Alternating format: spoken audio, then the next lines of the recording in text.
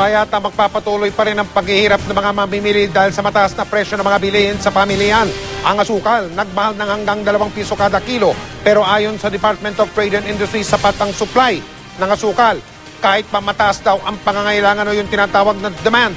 Nakatutok si Julio Segovia.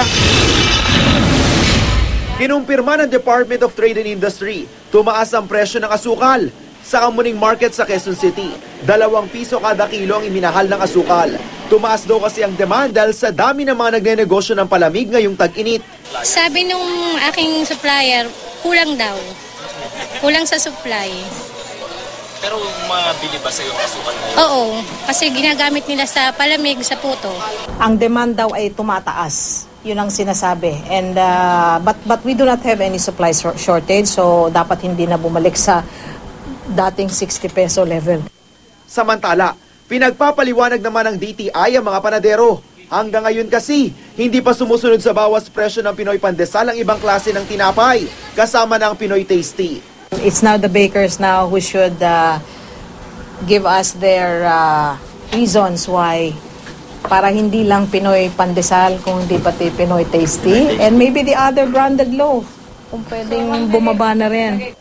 Sa record kasi ng samahan ng mga flour miller na isinumite sa DTI, aabot na sa 840 pesos ang pinakamurang sako ng harina.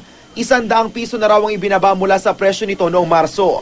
Pero sa pag-iikot namin sa isang bagsakan ng harina sa Santa Cruz, Maynila, nasa pagitan pa rin ng 910 hanggang 930 pesos ang sako nito. Kaya ang samahan ng mga panadero, di pa rin daw kayang bawasan ang presyo ng Pinoy Tasty na nakapako pa rin sa 38 pesos. Magandang klase ng harina raw kasi ang gamit dito na umaabot pa sa higit 900 piso kada sako. Once they reduce at the price of around 840, maski na 850, pwede na kami mag-study how to reduce the price of our loaf bread or the Pinoy Tasty.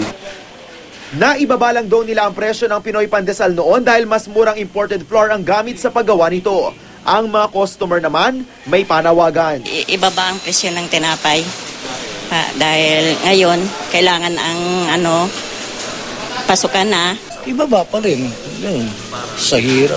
Para naman yung iba, ibang hindi makabili, di ba? Julio Segovia, Nakatutok, 24 Oras.